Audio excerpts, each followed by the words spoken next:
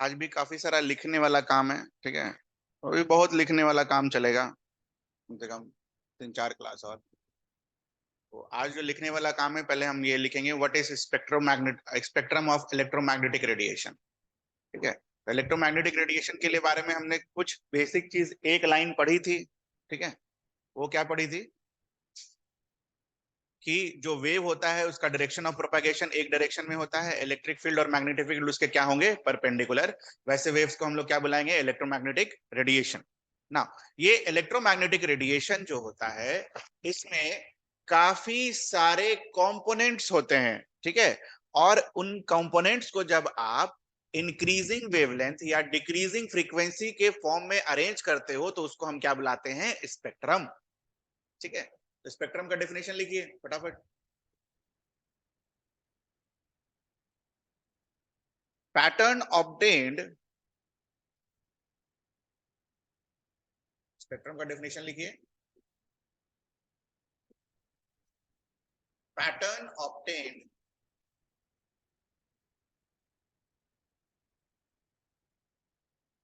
when all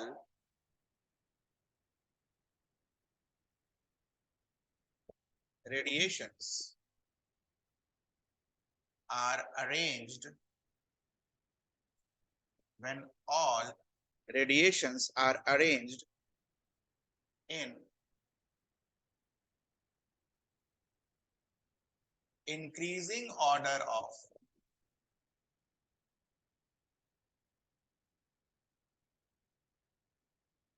wavelength or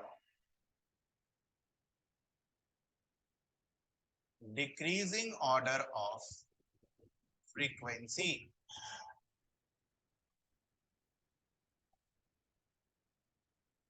तो electromagnetic radiations के बहुत सारे कंपोनेंट्स होते हैं। इन कंपोनेंट्स को जब आप इंक्रीजिंग ऑर्डर ऑफ वेवलेंथ या फिर डिक्रीजिंग ऑर्डर ऑफ फ्रीक्वेंसी में आप अरेंज करते हो तो उसे हम क्या बुलाते हैं, स्पेक्ट्रम ऑफ इलेक्ट्रोमैग्नेटिक रेडिएशन। अब जो जो हम लिखने वाले हैं वो हमें रटना है। क्या रटना है, ये ऑर्डर रटना है। तो सबसे कम वेवलेंथ किसका होगा, कॉस्मिक रेज का हो। उसके बाद गामा रेज का होगा, प्रोनाउंस्ड एज गामा रे। ठीक है, लिख लेना, गामा रे। नेक्स्ट जो वेवलेंथ होगा बढ़ा हुआ वो एक्सरे का होगा। एक्सरे देखा होगा हमने, एक्सरे मशीन है ना। उसके बाद जो वेवलेंथ होगा बढ़ा हुआ वो यूवी रेज का होगा, ultra violet. UV stands for ultra violet, mark कर लीजिएगा, UV stands for ultra violet. इसके बाद जो वेवलेंथ होता है बढ़ा हुआ वो किसके लिए होता है, विजिबल रेज का होता है। विजिबल रेज मतलब जो हमें दिखते हैं, सनलाइट वगैरह सब। तो विजिबल लिखिए, विजिबल रेज, विजिबल रेज। उसके बाद जो स्पेक्ट्रम होता है वो होता है इंफ्रारेड का, infrared, IR, infrared, infrared rays. उसके बाद जो वेवलेंथ होता है वो माइक्रोवेव रेज का होता है। माइक्रोवेव, माइक्रोवेव होता है ना आपके घर पर वो खाना गर्म करने के लिए, माइक्रोवेव। और लास्ट जो होता है रेडियो वेव्स। ठीक है, last is for radio waves. तो इसी क्रम में हमें इसको याद करना है।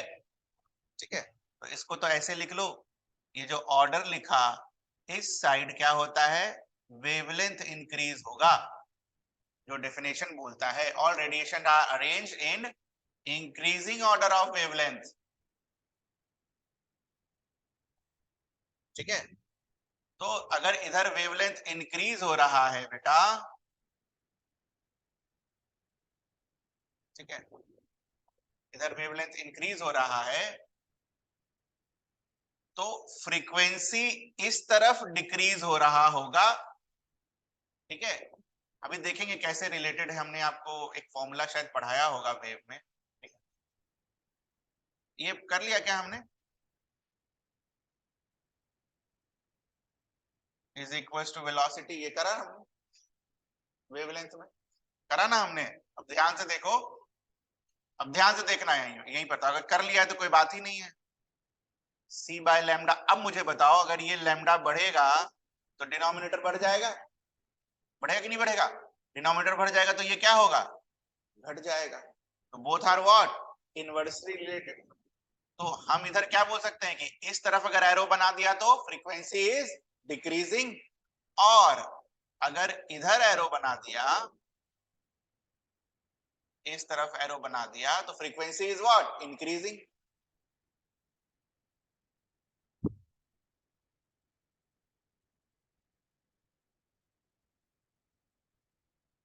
दोनों एक दूसरे का उल्टा चलेगा।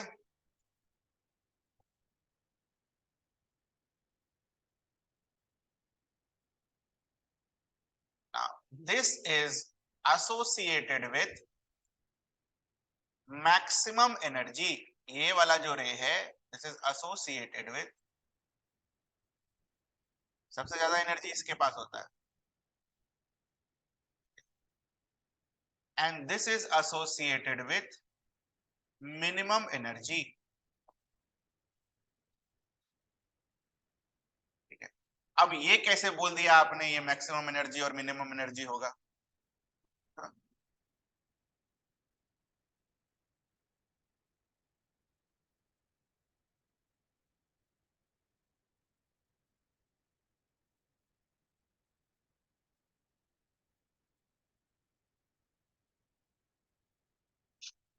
आगे चल के अभी थोड़ी देर में हम पढ़ने वाले हैं प्लैंक्स क्वांटम थ्योरी, ठीक है। बस एक लाइन पढ़ना है, उतना थ्योरी नहीं पढ़ना है। तो प्लैंक क्या बोल के गया कि energy is equals to H times frequency, ठीक। ये फॉर्मूला भी आगे पढ़ेंगे, शुड बी रेड। ये बस इसीलिए बता रहा हूं ना, ताकि ये आपको ऑर्डर याद करने में आसान हो जाए। H is called Planck constant, this is called frequency, ठीक है। ये ई क्या होता है? एनर्जी। अब मुझे ये बताओ, एनर्जी और फ्रीक्वेंसी ये कांस्टेंट होता है, दिस इज कांस्टेंट। एनर्जी और फ्रीक्वेंसी दोनों क्या है? Directly related. तो अगर फ्रीक्वेंसी ज्यादा जहां होगा वहीं एनर्जी ज्यादा होगा, तो फ्रीक्वेंसी ज्यादा कहाँ है? कॉस्मिक रे में। तो एनर्जी ज्यादा कहाँ होगा? कॉस्मिक रे में। फ्रीक्वेंसी कम कहाँ है? रेडियो वेव में। तो एनर्जी क्या होगा वहां पर? कम होगा। तो ऐसे भी आप एनर्जी को याद रख सकते हो। तो इसको भी लिख लेना डब्बे में मत, और लिख लेना लेटर। अभी पढ़ेंगे, हो सकता है आज ही हो जाए, या पता नहीं।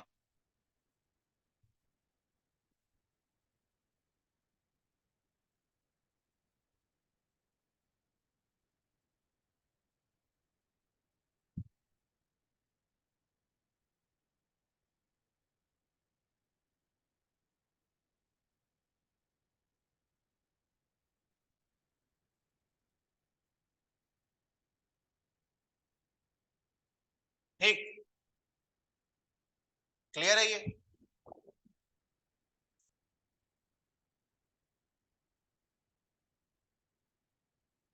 चलिए आगे।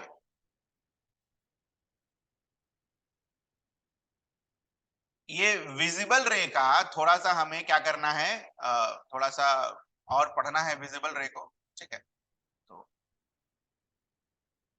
सिर्फ विजिबल रे को हम यहाँ पर लिखेंगे।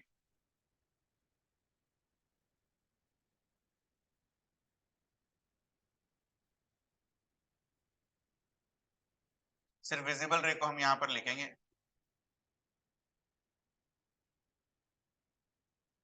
तो विजिबल रे का स्पेक्ट्रम कैसा आता है बेटा?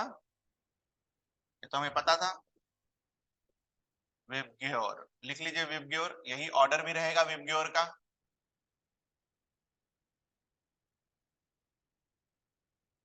तो अगर यहां पर ध्यान से देखा जाए तो आर ठीक है, ध्यान से देखना, आर और वॉयलेट में आर का वेवलेंथ क्या होगा, ज्यादा होगा। इस दिशा में वेवलेंथ क्या होता है, बढ़ता है। आर का वेवलेंथ अगर ज्यादा होगा तो फ्रीक्वेंसी क्या होगा, कम होगा। और फ्रीक्वेंसी कम होगा तो एनर्जी क्या होगा, कम होगा। क्या यही काम आप वॉयलेट के लिए कर सकते हैं? बस आर और वॉयलेट को कंपेयर करना है अभी फिलहाल, ठीक है, आर और वी को कंपेयर करना है विबग्योर में।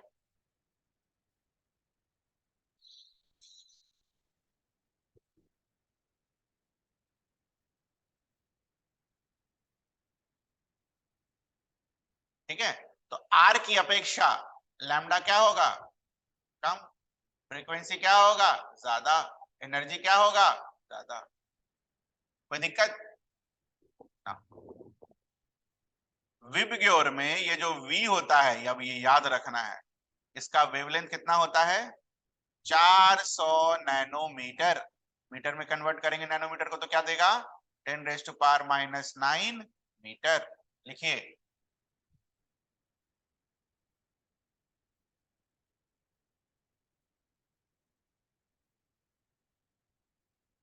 रेड का कितना होता है, 750 नैनोमीटर। क्या लिख रहे हैं हम, वेवलेंथ लिख रहे हैं, वेवलेंथ दोनों का वेवलेंथ। तो 750 इंटू -10⁻⁹ मीटर। तो अगर वेवलेंथ भी याद रह गया दोनों का तो हम आराम से कर लेंगे, है ना। रेड का वेवलेंथ क्या है, ज्यादा है। रेड का wavelength is more than violet का वेवलेंथ। या तो वेवलेंथ का नंबर याद रह जाए 400 से 750, या फिर ये ऑर्डर ही याद रह जाए, विबग्योर कैसे लिखते हैं, इंक्रीजिंग ऑर्डर ऑफ वेवलेंथ।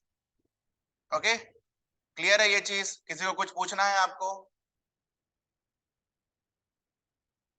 तो if I ask you what is the range of visible radiation,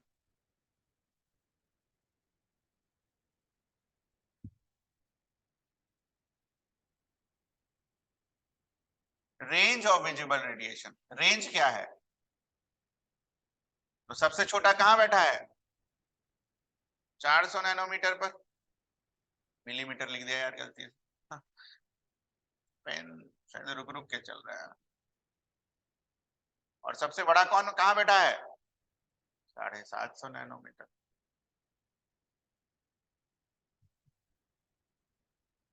ठीक है, क्लियर है, कुछ पूछना है किसी को, anything that needs to be asked? किसी को भी कुछ पूछना हो बोलिए।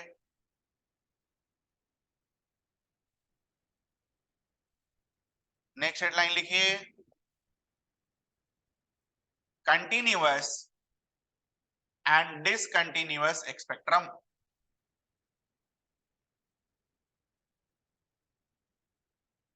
कंटिन्यूअस एंड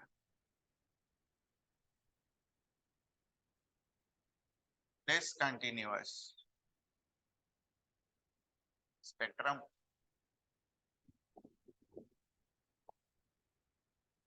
नाउ क्लास 10 में हमने क्या सीखा था, अगर एक वाटर का ड्रॉपलेट सस्पेंडेड है, ठीक है, ये क्या है हमारा वाटर ड्रॉपलेट, और इसमें अगर सनलाइट क्रॉस करे, क्लास 10 में पढ़ा था ये, तो आप क्या देखोगे बताओ,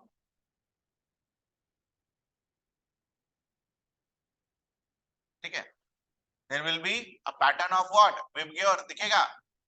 पैटर्न कैसा दिखेगा, अलग अलग लाइंस नहीं दिखेंगी आपको, पैटर्न कैसा दिखेगा, continuous. What is the meaning of this, थोड़ा सा समझेंगे हम इसको, ठीक है। जब आप रेनबो देखते हो बेटा, ध्यान से आप समझना उस चीज को, रेनबो ऐसे देखा ना, ऐसे वाला तो देखा होगा। तो ये जब रेनबो देखते हो तो क्या ऐसा होता है क्या कि रेनबो में इधर यहाँ पर ब्लू, फिर थोड़ी देर बाद यहाँ पर कुछ और, फिर यहाँ पर कुछ और, ऐसा तो नहीं होता है।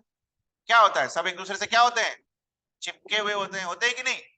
तो सब एक दूसरे से अगर चिपके हुए हो, एक के बाद एक के बाद एक सब सटा हुआ हो, तो उसे हम क्या बुलाएंगे? Continuous spectrum. समझ आया? कंटिन्यूअस का मतलब अलग अलग नहीं होगा, सब एक दूसरे से क्या होंगे? चिपके हुए होंगे। ठीक है, तो कंटिन्यूअस स्पेक्ट्रम। ठीक, क्लियर है?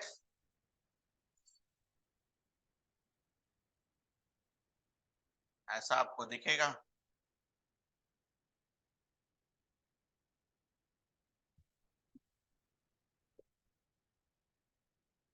सिमिलरली यही काम क्लास 10 में हमने क्या किया था? प्रिज्म से किया था। और प्रिज्म में सनलाइट नहीं पास कराई थी, क्या पास कराई थी? White light. और जब आपने व्हाइट लाइट प्रिज्म से पास कराई थी, तो वो फाइनली ब्रेक होकर इसी तरीके से स्पेक्ट्रम दिया था, कंटिन्यूअस। याद है? It was also an example of continuous spectrum. VIBGYOR. अरे मेरा आर देखो वहां तक आ गया, आपका आर यहीं तक खत्म हो जाना चाहिए। ठीक है, छोटा छोटा लिखना है, ऊपर स्पेक्ट्रम नहीं ना है। समझ में आया?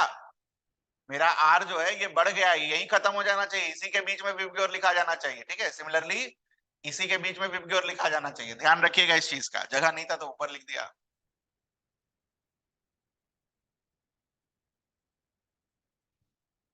तो इन दोनों स्पेक्ट्रम को हम क्या बुलाएंगे? Continuous spectrum. इन दोनों स्पेक्ट्रम को हम क्या बुलाएंगे? Continuous spectrum. ठीक, कुछ पूछना है इसमें? समझ आ गया? Next is discontinuous spectrum.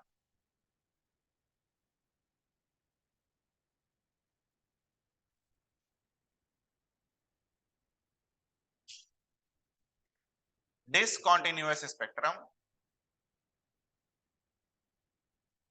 Now ये डिसकंटीन्यूअस स्पेक्ट्रम को हम लाइन स्पेक्ट्रम भी बोलते हैं, तो बगल में लिख लो डिसकंटीन्यूअस स्पेक्ट्रम या फिर लाइन स्पेक्ट्रम। सपोज इस बार हमने सोर्स ऑफ लाइट लिया हाइड्रोजन लैंप। हाइड्रोजन लैंप, और हाइड्रोजन लैंप से लाइन निकल रही है, आपको क्या दिखेगा? इंडिविजुअल लाइंस दिखेंगी ऐसी। ठीक है, कंटिन्यूटी नहीं दिखेगा, ये नहीं दिखेगा। ठीक है, ये नहीं दिखेगा, ऐसा नहीं दिखेगा, क्या दिखेगा? बस और बस लाइंस।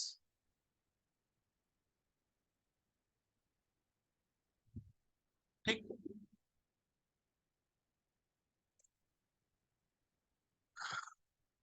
तो इसको लिख लो।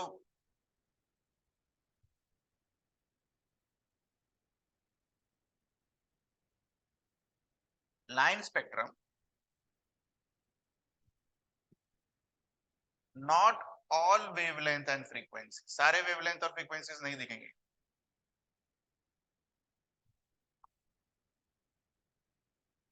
Not all wavelength and frequencies, यहां पर कंटिन्यूअस में सारे वेवलेंथ और फ्रीक्वेंसीज दिखेंगी विजिबल रेंज के।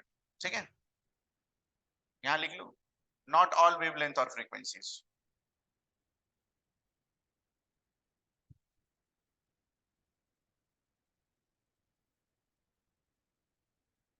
ठीक है,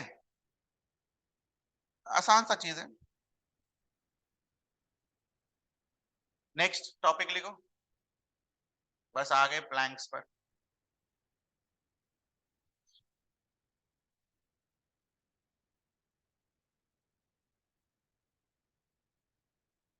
particle nature of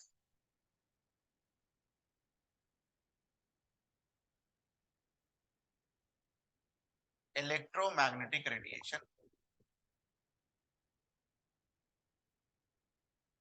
particle nature of electromagnetic radiation. और इसमें, इस टॉपिक में जो सबसे पहला टॉपिक होगा, that will be Planck's quantum theory. पूरा थ्योरी नहीं पढ़ने वाले बेटा, बड़ा आसान सा है, घबराना नहीं है। Planck's quantum theory.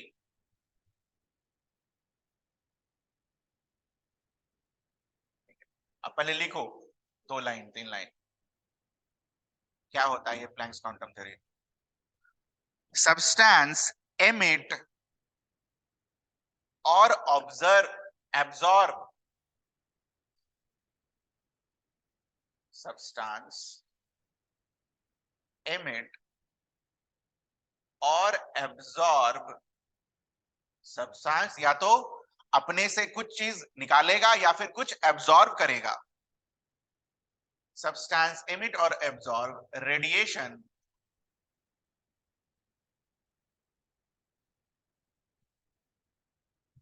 in the form of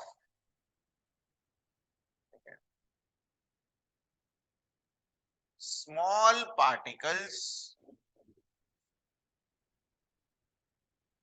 in the form of small particles और इसी स्मॉल पार्टिकल्स को हम क्या बुला रहे हैं bundle of energies in the form of small particles or bundle of energies which are called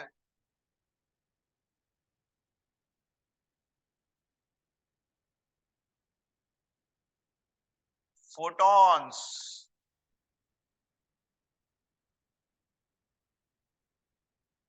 very important word photon, ठीक है। तो फोटोन क्या है, फोटोन पार्टिकल है, ठीक है, जिसके पास क्या होगा एनर्जी होगा, ठीक है। और ये जो फोटोन है, ये जो एनर्जी है, it is emitted by what, जो आपका इलेक्ट्रोमैग्नेटिक रेडिएशन जो सोर्स एमिट कर रहा हो, ठीक है। तो कोई भी इलेक्ट्रोमैग्नेटिक रेडिएशन हो ऐसा, जैसे मान लो विजिबल रेंज का ही है, ठीक है, तो वायलेट होगा, इंडिगो होगा, ब्लू होगा, ग्रीन होगा, येलो होगा, ऑरेंज होगा, रेड होगा। तो वायलेट के लिए जो फोटॉन का जो एनर्जी होगा वो अलग होगा, इंडिगो के लिए अलग होगा, ब्लू के लिए अलग होगा, क्योंकि फोटॉन की एनर्जी जो होती है वो क्या चीज पर डिपेंड करती है, वेवलेंथ पर। कहने का मतलब है कि हर स्पेक्ट्रम या हर पार्ट एनर्जी बंडल से बंधा हुआ होगा और उस एनर्जी बंडल को हम क्या बुला रहे हैं, फोटॉन। तो हमारे लिए अभी फोटॉन क्या है, एक तरीके का पार्टिकल जिसके पास क्या होगा, एनर्जी होगा, ठीक है। अब ये एनर्जी क्या होगा नहीं होगा वो हमें देखना है। तो फोटॉन क्लियर है आपको, फोटॉन क्या होगा, it will be a energetic particle for us, it will be energetic particle for us, ठीक है।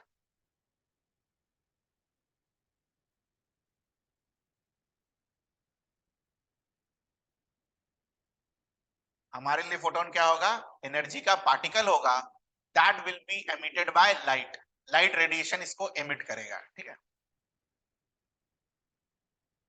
ना। आगे क्या बोल के गए ये, आगे इन्होंने ये बोला कि ये जो पार्टिकल्स हैं, ये जो एनर्जेटिक पार्टिकल्स हैं, इनकी एनर्जी भी ये डिफाइन करेगा। तो energy of this photon is directly proportional to the frequency of radiation. Energy of photon is directly proportional to frequency of radiation. आप पूरा लिखना नीचे, energy of photon is directly proportional to frequency of radiation।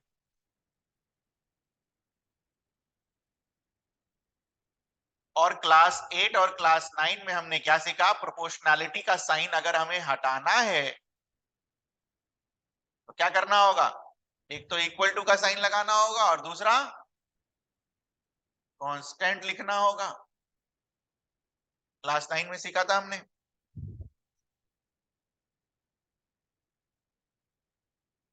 Now ये जो constant आता है बेटा, इसको हम क्या बुलाते हैं, Planck's constant. It is denoted by H, H को लिखो। प्लैंक ने निकाला तो किसका, दूसरे का नाम नहीं ना दे देगा बेटा, अपना ही नाम देगा।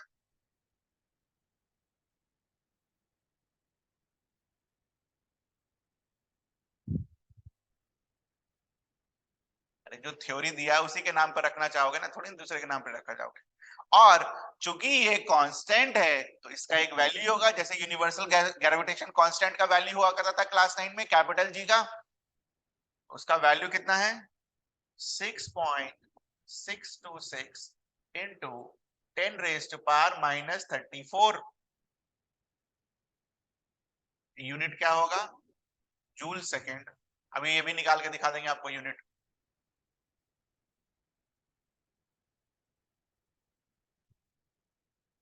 ओके, नाउ देखो एच का यूनिट देखो कैसे आएगा। एनर्जी का यूनिट क्या होता है बेटा? जूल, हम सबको पता है। फ्रीक्वेंसी का यूनिट क्या होता है? हर्ट्ज। और हर्ट्ज को क्या लिखते हैं? सेकंड इनवर्स, तो 1/सेकंड। तो एच का यूनिट क्या आएगा? Joule second. पर सेकंड नहीं, जूल सेकंड।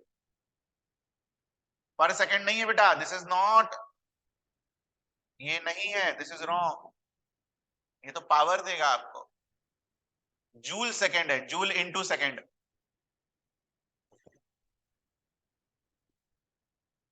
यूनिट तो लिख लो पहले। बड़ा इस सेक्शन में ना ये H equals to H mu, energy is equals to H mu, खाली यूनिट का खेल है। ठीक है, खाली यूनिट का खेल है, अभी आप देखोगे।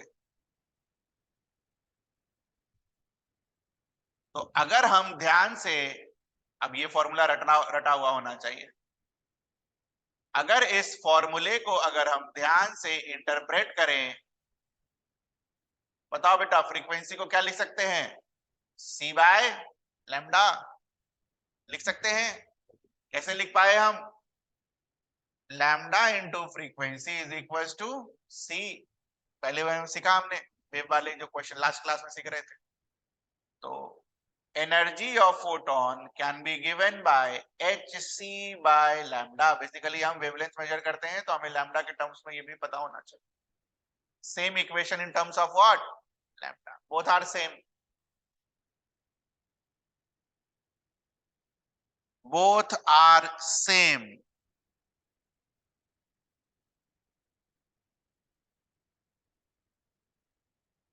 और बगल में c का भी वैल्यू लिख लीजिए, स्पीड ऑफ लाइट,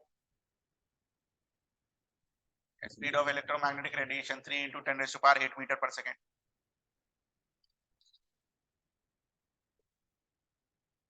तो अभी जो थोड़ी देर पहले मैंने बोला कि लैम्डा बढ़ेगा एनर्जी घटेगा, वो दिख रहा है वो आपको? बोलिए। लैम्डा अगर बढ़ा दोगे तो एनर्जी क्या होगा? घट जाएगा। और लैम्डा अगर घटा दोगे तो एनर्जी क्या होगा? बढ़ जाएगा। दिख रहा है आपको? बगल में वो भी लिख लीजिए, बगल में लिख लीजिए। क्या लिखेंगे बगल में? If lambda increases energy decreases, if lambda decreases energy increases, और ऐसे डब्बे में बंद कर लीजिए।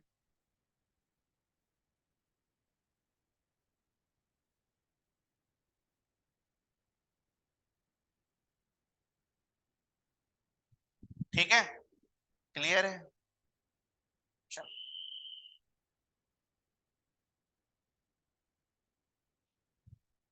नेक्स्ट,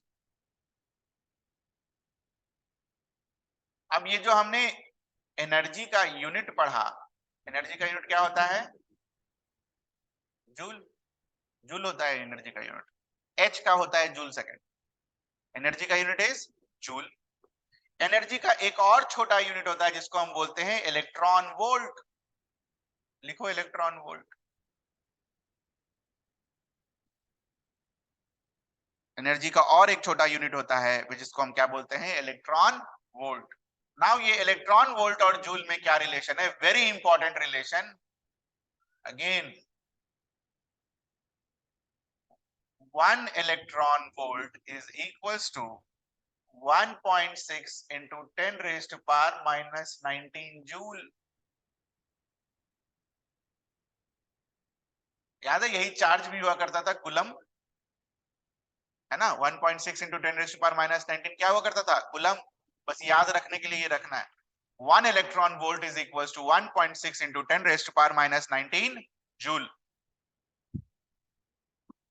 इसमें बस खाली एनर्जी कन्वर्जन का खेल है बेटा, बाकी तो कुछ है ही नहीं। एक बात बताओ, अगर हमें C दे रखा होगा, लैम्डा दे रखा होगा, एनर्जी निकल जाएगा? हमें मान लो एनर्जी दे रखा होगा, C दे रखा होगा, लैम्डा निकल जाएगा? क्योंकि H तो पता ही है ना बेटा पहले से क्या है। बट फर्क यही है कि एनर्जी कभी जूल में दे रखा होगा, कभी इलेक्ट्रॉन वोल्ट में दे रखा होगा। तो कैसे कन्वर्जन करना है वो हमें सीखना पड़ेगा। ठीक है, तो पहला चीज जो हमें सीखना है वो क्या, कि जब हम ये वाला फॉर्मूला लिखते हैं, ठीक है, तो सी का यूनिट क्या होना चाहिए, मीटर पर सेकेंड लिखते चलिए। एच का यूनिट क्या होना चाहिए, जूल सेकेंड पर सेकेंड नहीं। लैम्डा का यूनिट क्या होना चाहिए, मीटर। तब आपको जो एनर्जी है वो क्या चीज में मिलेगा, जूल में मिलेगा।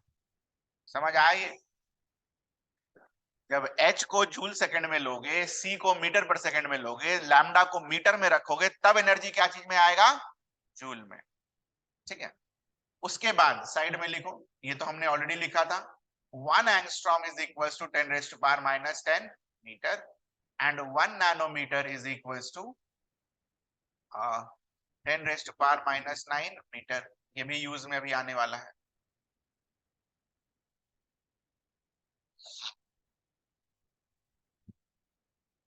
बोलो बेटा h का वैल्यू क्या रखें हम, बोलो। इधर लिख लेना कन्वर्जन, अभी कन्वर्ट करने वाले हैं।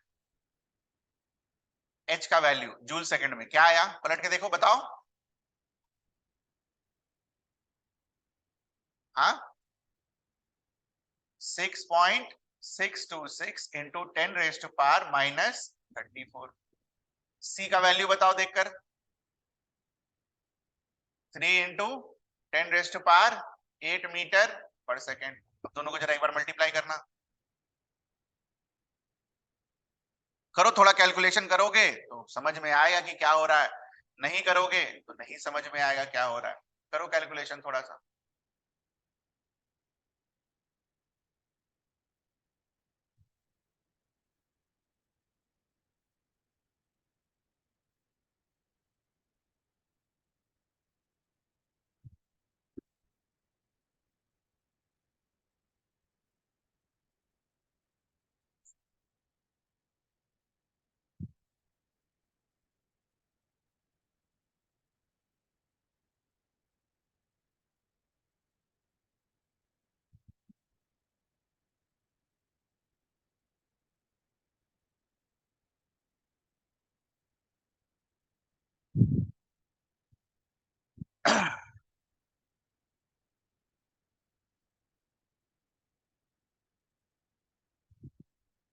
देखो ये आया,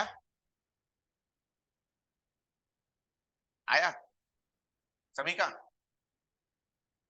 तो अगर यूनिट पर देखो तो हमने क्या लिया, जूल सेकंड, यहां क्या लिया हमने, मीटर पर सेकंड। तो ये जो आया होगा ये क्या चीज में आया होगा, जूल में। ये हमने क्या ले रखा है, मीटर में फिलहाल अभी तक। नाउ अगर जूल से हमें इलेक्ट्रॉन वोल्ट में जाना है, ठीक है, अगर जूल से हमें इलेक्ट्रॉन वोल्ट में जाना है तो जूल को 1.6 into 10 raise to power minus 90 से क्या करना होगा, डिवाइड। नहीं, जूल से इलेक्ट्रॉन वोल्ट में जाना है, ठीक है, ये देखो ध्यान से, जूल से हमें इलेक्ट्रॉन वोल्ट में जाना है, तो ये जो आया आपका 9.878 into 10 raise to power minus 6, ठीक है, लैम्डा को अलग से 1 बाय लैम्डा लिख लेते हैं, ठीक है, फालतू में क्यों दिमाग खराब करना, divided by 1.6 into 10 raise to power minus 19 metre, sorry joule लिख सकते हैं। इसको सिंप्लीफाई करो, 10 की पावर माइनस 26, 10 की पावर माइनस 19, तो 10 की पावर माइनस 19 अगर ऊपर जाएगा तो क्या बन जाएगा, 10 की पावर माइनस 7, और इसको डिवाइड करो, 9.878 डिवाइडेड बाय 1.6। अरे लोग ये सब रटवा देते हैं कि 1240 डिवाइडेड बाय लैम्डा आएगा। मैं वही चीज करवा दे रहा हूं आपको, कैसे आया वो भी तो पता होना चाहिए।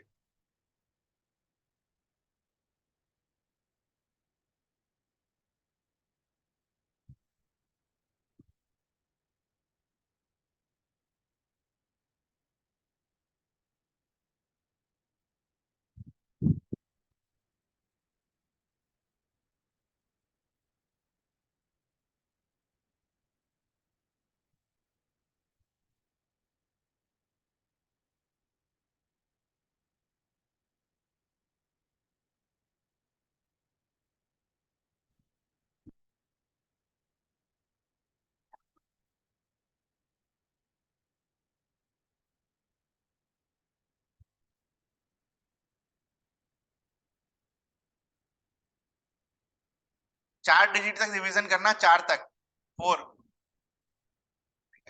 टोटल 4 डिजिट्स तक का डिवीजन करना, टोटल 4 डिजिट्स तक का।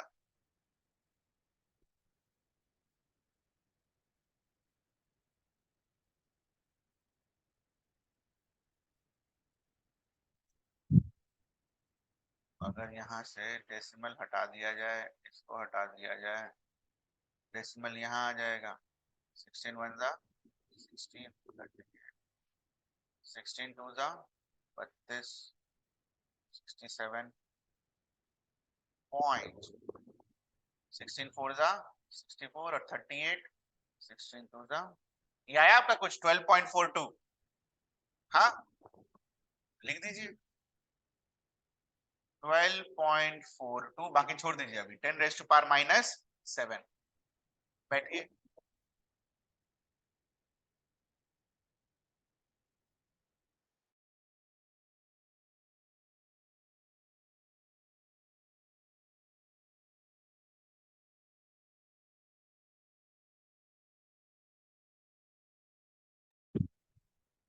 ये आया।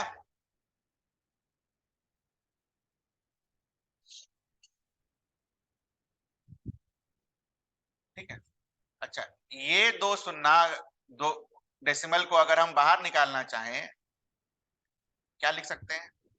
1242 इंटू 10 रेज़ टू पावर -19, कर सकते हैं हम ये?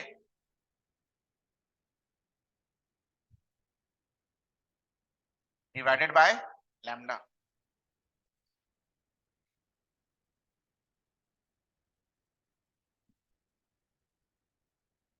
ठीक है, अब ध्यान से देखना,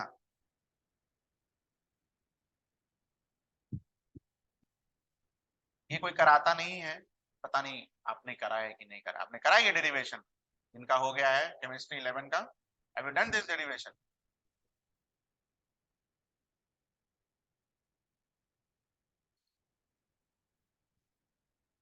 सी दिस, यहां पर लिखो एक लाइन, इफ लैम्डा, क्वेश्चन में अगर गिवन हो, lambda is given in nanometre, if lambda is given in nanometre, अभी तक तो क्या चीज में दे रखा है बेटा? यहां तक क्या चीज में दे रखा है? मीटर में। अब लैम्डा हम क्या ले रहे हैं? ये अजम्पशन ले रहे हैं कि लैम्डा क्या चीज में गिवन है? नैनोमीटर में। तो अगर नैनोमीटर में लैम्डा गिवन है क्वेश्चन में, ऑब्वियसली एक बात बताओ, नैनोमीटर मान लो x नैनोमीटर गिवन है, ठीक है, x नैनोमीटर, क्या लिखोगे उसको? 10 रेज़ टू पावर -9 मीटर लिखोगे, नहीं लिखोगे? x nanometre can be written as what? x into 10 raise to power -9 metre. तो 10 रेज़ टू पावर -9 और 10 रेज़ टू पावर -9 कटेगा। अब ध्यान से देखना, इलेक्ट्रॉन वोल्ट में एनर्जी क्या आ गया? डिवाइडेड बाय x, और ये x क्या है? कौन से यूनिट में है? नैनोमीटर में है। ठीक है, तो आप डायरेक्टली इलेक्ट्रॉन वोल्ट में एनर्जी निकाल सकते हो, कैसे? Using this formula. लैम्डा क्या चीज में होना चाहिए? नैनोमीटर में होना चाहिए। जैसे मान लो 400 नैनोमीटर है, तो क्या करोगे? लैम्डा का वैल्यू क्या रखोगे? 400, नैनोमीटर भूल जाओ। अब सर ये 1242 से 1240 कैसे आ गया? अब ध्यान से सुनना, 1242 में हमने जो निकाला है यहाँ पर 6.626 मान के निकाला है ना, ठीक है, ये इससे थोड़ा कम होता है। और यहाँ पर वेलोसिटी जो लिखी है 3 इंटू 10 रेज़ टू पावर 8, तो हम सबको पता होगा एग्जैक्ट वेलोसिटी 3 नहीं आती है, 3 से क्या आती है? कम आती है, 2.98 इस तरीके से आती है, 2.99 इस तरीके से आती है। तो इसीलिए 1242 जो वैल्यू है वो क्या होगा? थोड़ा सा ज्यादा होगा। उसको थोड़ा सा क्या किया हमने? एडजस्ट करने के लिए कम कर दिया, और यही फॉर्मूला रटना होता है। तो आपको ये फॉर्मूला नहीं कराया जाता है, और directly E equals to H C by lambda के बाद ये जो मैंने यहाँ डब्बा में लिखा वो करा दिया जाता है और बोल दिया जाता है कि रट लेना। तो क्यों रटना? जो काम कर सकते हैं, व्हाई टू मेमोराइज दोस? ठीक है, और इसके साथ दूसरा फॉर्मूला भी लटवा देते हैं। वो क्या, अगर हमें ये पता है तो energy in electron volt can be written as what, 1240 में एक 10 से मल्टीप्लाई कर दो, ठीक है, और नीचे लैम्डा को एंगस्ट्रॉम में रख लो, तो ये क्या आएगा 12400 divided by lambda in angstrom, ठीक है। तो ये दूसरा फॉर्मूला लटवाते हैं।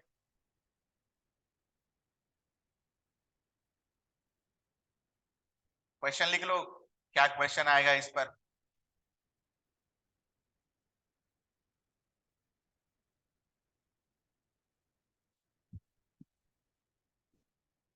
Calculate the energy of a particle whose wavelength is 310 nanometer। Obviously energy को कैलकुलेट करना है इलेक्ट्रॉन वोल्ट में।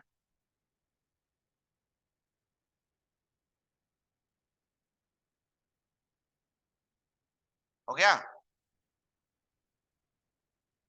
तो energy in electron volt is equals to 1240 divided by 310। I think 4 से हो जाएगा। कितना आंसर आएगा 4 इलेक्ट्रॉन वोल्ट। और इसको अगर जूल में कन्वर्ट करना रहा तो 4 इंटू 1.6 इंटू 10⁻⁻19। एक इलेक्ट्रॉन वोल्ट का तो यही होता है ना जूल में। ये रहा सब, आसान सा आंसर, ठीक है। या तो आप, इसका दूसरा तरीका भी होता, क्या तरीका होता दूसरा, ये देखो, H का वैल्यू रखते 6.626, C का वैल्यू रखते 3 इंटू 10⁻⁸, लैम्डा का वैल्यू क्या रखते 310 इंटू 10⁻⁹ मीटर। उसके बाद एनर्जी क्या चीजें मिलता जूल, और जूल में आने के बाद 1.6 इंटू 10⁻⁹ से क्या करना पड़ता डिवीजन, तो आपको क्या मिलता इलेक्ट्रॉन वोल्ट। तो उतना सब चीज से हमने क्या किया, उड़ा दिया बीच से और डायरेक्ट निकाल लिया। दूसरा निकालो, lambda is equals to 6200 angstrom. इसके लिए एनर्जी निकालो।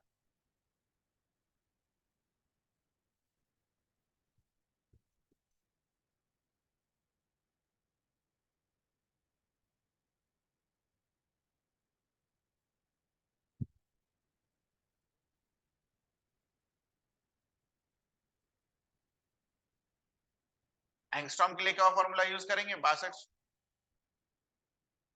कितना आएगा 2 इलेक्ट्रॉन वोल्ट, और जूल में कितना आएगा, ये आया आंसर।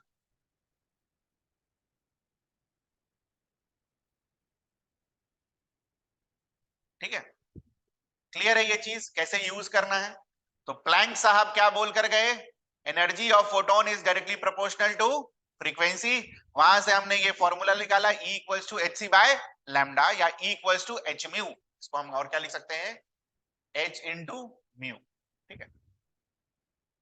तो ये जो म्यू होगा वो क्या चीज में यूज होगा हर्ट्ज में, और H तो हमें पता है क्या चीज में यूज होगा जूल सेकेंड। पूरा डब्बा कंप्लीट कर लो।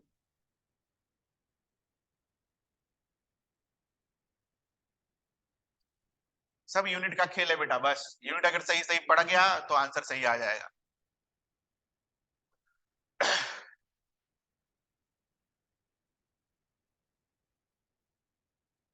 ठीक है, नाउ प्लैंक साहब तो बोल कर गए, फोटोन को डिफाइन करके गए, और क्या बोल कर गए ये इंपॉर्टेंट है।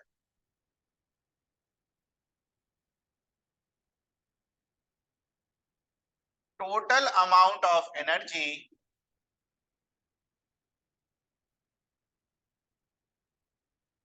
total amount of energy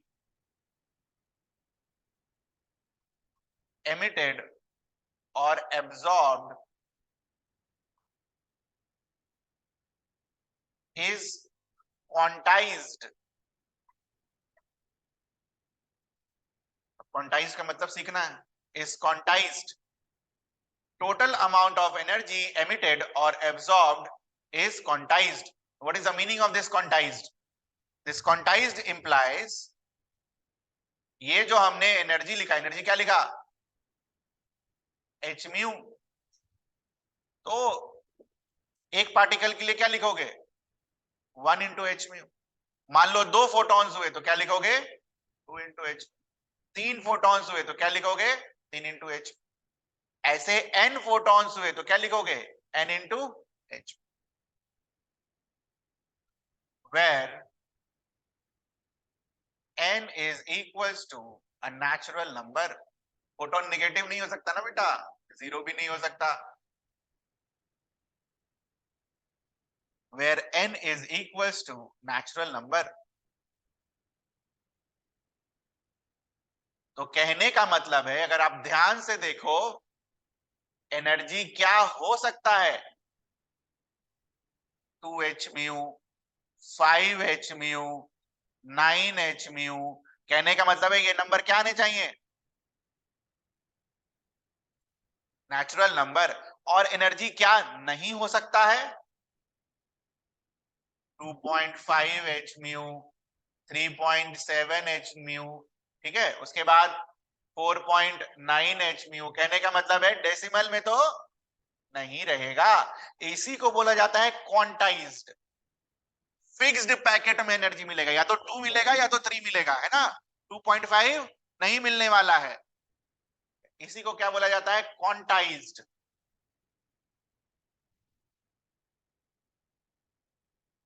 Therefore, this packet of energy is quantized। समझ आया क्वांटाइज्ड का मतलब। तो अगर मान लो हमने कैलकुलेशन किया एच म्यू के टर्म्स में और अपना कैलकुलेशन 3.5 h म्यू आ गया, तो क्या वो एनर्जी एग्जिस्ट करेगा, नहीं करेगा। क्लियर है ये सभी को ऑनलाइन।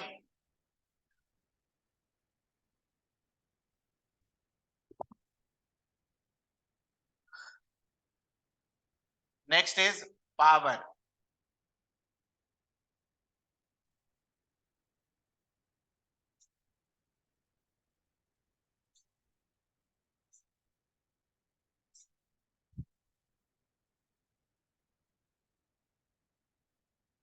Next is power. तो how we defined power in class 9, बोलिए।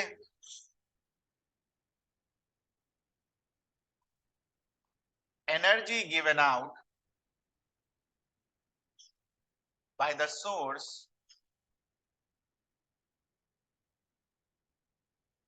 per second।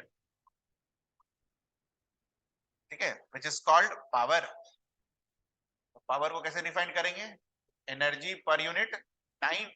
एनर्जी का यूनिट क्या होता है बेटा, जूल। टाइम का यूनिट सेकंड। पावर का यूनिट क्या होगा, वॉट।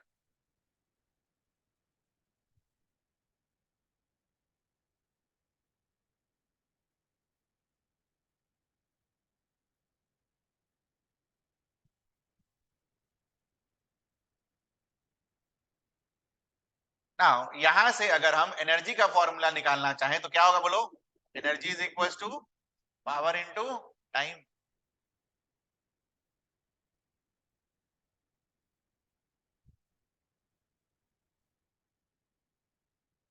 ये हमने क्यों लिखा power.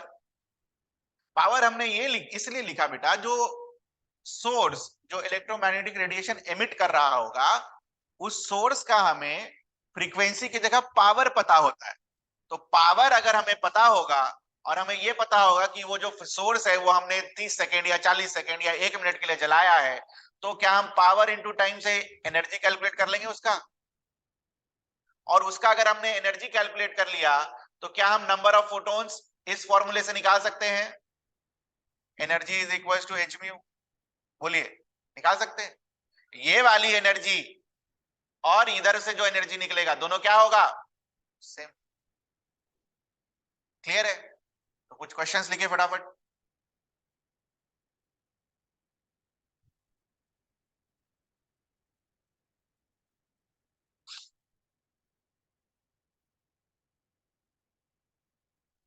Frequency is equals to 1.368 kilohertz.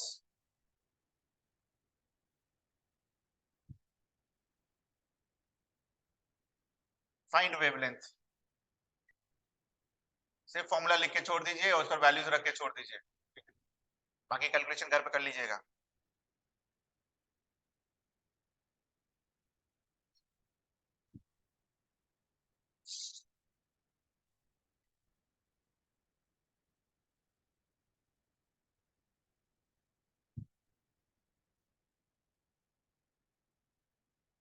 Done. तो ये किलो हर्ट्ज क्या होगा? 1368 हर्ट्ज। ये आया हमारा, इंटू 10⁻³ करके। उसके बाद फॉर्मूला कौन सा यूज करेंगे वेवलेंथ के लिए?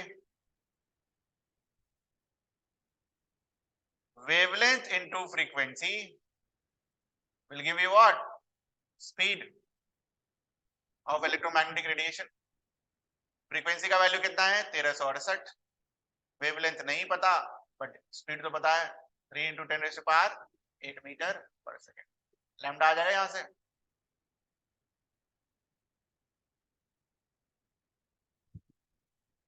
बहुत ज्यादा आ गया, कोई बात नहीं। यह है आपका आंसर। बाकी डिवीजन घर पर ऑनलाइन आया ही आंसर। फॉर्मूला ये वाला यूज करेंगे, वही 3 फॉर्मूला तो है।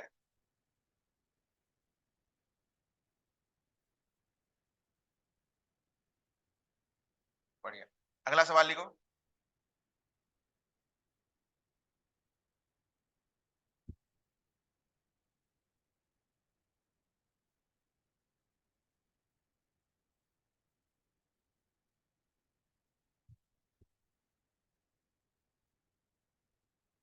Express the visible region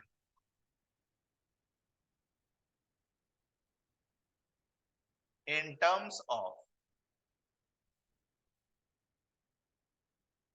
frequency and energy। ठीक है, क्वेश्चन समझ में आया? Express the visible region in terms of frequency and energy. ठीक है, हमने विजिबल रीजन को कैसे पढ़ा बताओ? हमने विजिबल रीजन को कैसे पढ़ा? लैम्डा वेवलेंथ के टर्म्स में पढ़ा कि नहीं पढ़ा? 400 से 750 नैनोमीटर पढ़ा ही है हमने। अब आपसे पूछा कि वेवलेंथ के टर्म्स में नहीं बेटा, हमें फ्रीक्वेंसी और एनर्जी के टर्म्स में चाहिए। तो पहले फ्रीक्वेंसी के टर्म्स में बताओ विजिबल रीजन को कैसे पढ़ेंगे हम?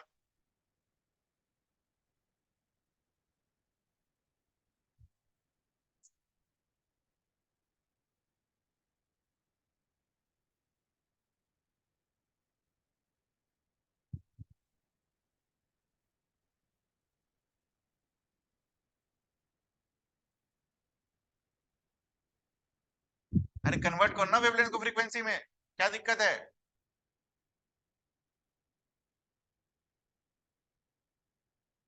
दो ही फॉर्मूला तो है, wavelength into frequency will give you C, और एनर्जी के लिए क्या है? H mu.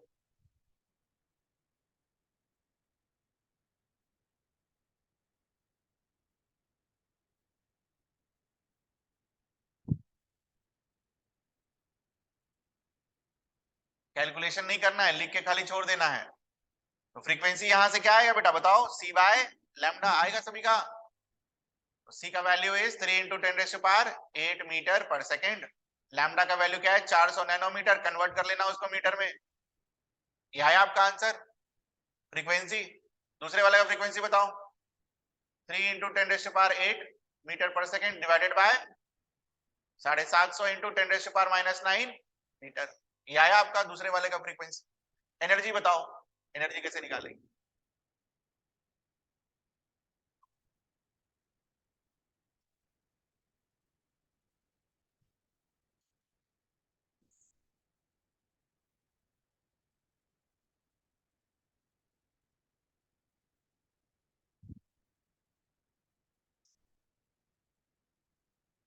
सिर्फ फॉर्मूला लिख देना है।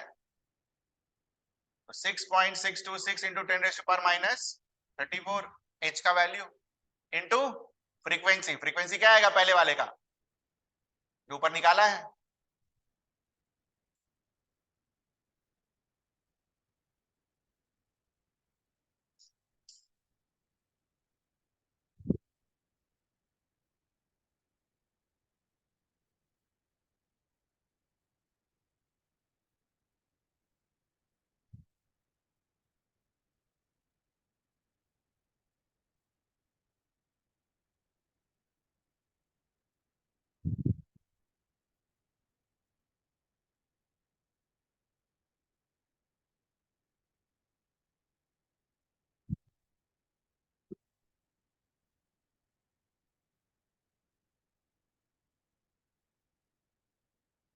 दूसरे वाले का लिखो, कैलकुलेट घर पर करना है, कैलकुलेशन का टाइम मैं बचा रहा हूं यहां पर। दूसरे वाले का एनर्जी लिखो, ये तो पहले वाले का आया 400 नैनोमीटर के लिए, दूसरे वाले का बताओ। 3 इंटू 10⁻8 मीटर पर सेकेंड डिवाइडेड बाय 750 इंटू 10⁻⁻9। ये क्या है फ्रीक्वेंसी, इसको क्या चीज से मल्टीप्लाई करना है, h 6.626 इंटू 10⁻⁻34। तो ये आया आंसर। क्या चीज में आंसर आएगा, जूल में। क्या चीज में आंसर आएगा, जूल में। तो हमने विजिबल रीजन को तीनों के टर्म्स में एक्सप्रेस कर लिया, वेवलेंथ, फ्रीक्वेंसी और एनर्जी। समझ आई? आप कुछ पूछना है आपको इसमें?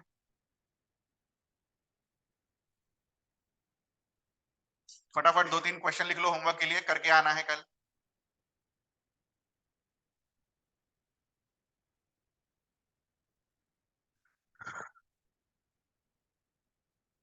Find the ratio of frequency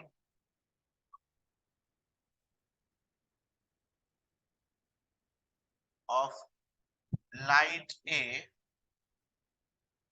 इसका वेवलेंथ दे रखा है 4.10 into 10⁻⁻5 metre, and light B, इसका वेवलेंथ दे रखा है 6.56 इंटू 10⁻⁻5 मीटर। ठीक है, दूसरा सवाल लिखो।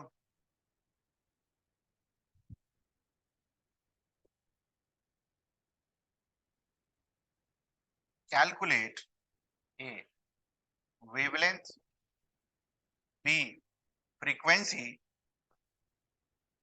ऑफ, सॉरी वेवलेंथ नहीं, वेव नंबर, वेवलेंथ तो दे रखा, wave number. Calculate wavelength of yellow light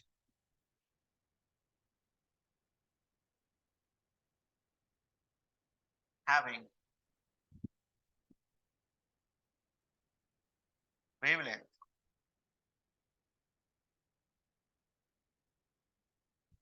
5800 angstrom।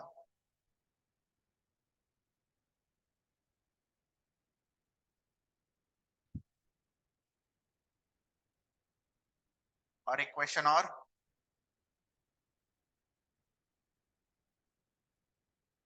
ये सब पढ़ा रखा है। 100 watt source emits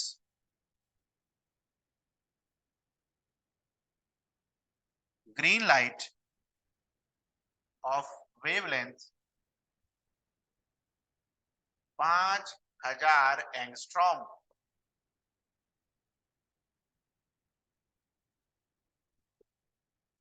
How many photons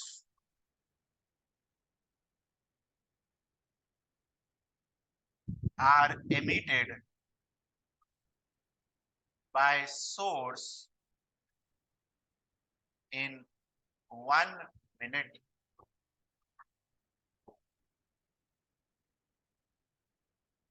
ठीक है, तो आपको निकालना है पर मिनट कितने फोटॉन्स रिलीज होंगे। तो ये 3 क्वेश्चन है आज जो हमने पढ़ा है और जो हमने लास्ट क्लास में पढ़ा था उसके बेसिस पर, और ये 3 होमवर्क हैं। सबसे पहले ये डिस्कस होगा अगली क्लास में, उसके बाद हम आगे बढ़ेंगे। किसी को कुछ पूछना है आज की क्लास में, बताइए। Anyone who needs to ask anything, बोलिए। ऑनलाइन पूछना है?